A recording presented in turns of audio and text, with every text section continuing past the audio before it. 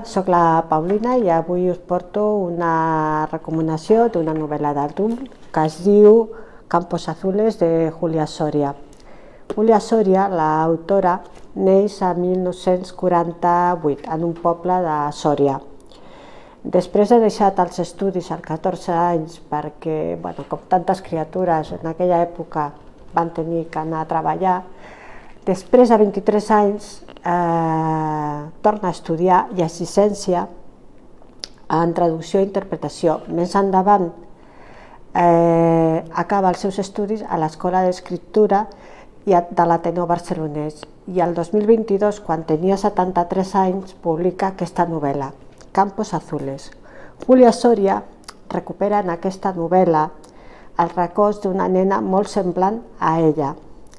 Quan ja d'adulta tornen el seu germà al poble d'origen per quedar a vendre la casa de la seva àvia. I és allà, en aquest poble, en aquest paradís, on ella recorda tot el trauma que va suposar tenir que traslladar-se des del poble a Barcelona.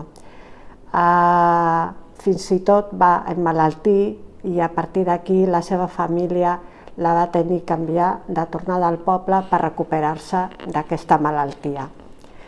L'obra narra aquests 9 mesos en què viu feliç, amb sol, calor, fred, amb camp, feliç malgrat la duresa del clima, la duresa de la vida d'un poble de Castella, però una vida que li ensenyarà sobretot la seva àvia, que és una senyora sàvia, forta i dura com el camp de Castella.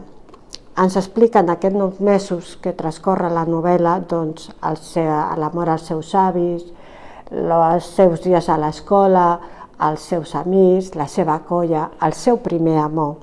I fins i tot aquesta novel·la, que està escrita amb una delicadesa i senzillesa, no falta ni siquiera un crim, molta violència, però sobretot molta tendresa. Campos Azules és una novel·la de formació, a més de que és un al·legat sobre l'escriptura i la memòria. Desitjo que us agradi.